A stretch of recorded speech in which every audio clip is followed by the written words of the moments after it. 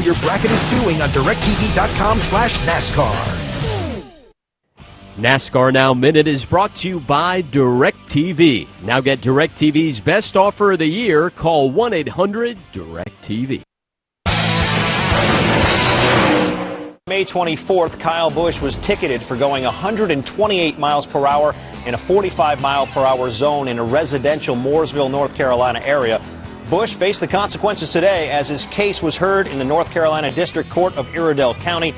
Sentencing came this afternoon. Busch pled guilty to speeding and no contest to reckless and careless driving. As a result, his driver's license was suspended for 45 days, but he'll still be allowed to drive in NASCAR races. No motor vehicle license is required for that. Busch was also fined $1,000 and will have to complete 30 hours of community service. Busch had this to say afterwards: "This is closure. It's certainly what we've been working toward through this whole case. That's why I'm here in person, to do it myself and accept responsibility for my actions and to just try to continue on." With that issue resolved, Kyle Busch and the 18 team can now focus on the business at hand, and that, of course, is winning the championship. Hello, everybody. I'm Mike Massaro, and welcome to NASCAR Now. Joe Gibbs Racing is the center of many storylines these days. We'll touch on all of them in tonight's very JGR-themed show.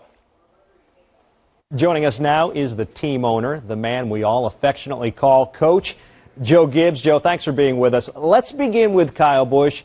With his victory this weekend, he's already clinched a chase spot. So what are the expectations for the 18 team moving forward? Well, I think one of our emphasis this year, the entire year for the 18 team has been consistent.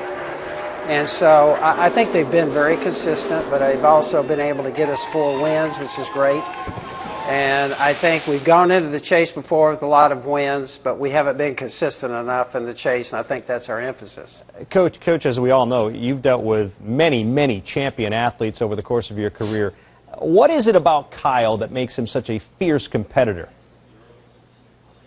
I think, first of all, he, you coach a lot of guys in life. Some of the great ones, they're really in football going, "Give me the ball, I'll win the game for you." Other guys just want to make the team. And you want the guys that say, "Give me the ball." I think Kyle's one of those guys. I think he has a great passion for what he's doing. This is the only thing that he's been focused on his whole life. Whenever anybody brings the subject of Kyle Busch up, they always talk about his newfound positive attitude. For this race team, what's been the biggest upside to that? Well, I think it is an upside because, we did see, Kyle flare up if things don't go well. And I think that's going to be the real measure for most of us, particularly in sports, or when something tough happens. Give you an example, Watkins Glen, he knew he only had to get out of 1 with the lead and he's going to win the race. He didn't. I think probably a couple of years ago he would have been real upset. That would have come across.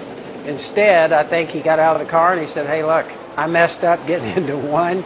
I think that shows a maturity. I think it shows the fact that he is growing up. He understands you're not going to win every week. And handling the tough things, that's hard to do for all of us.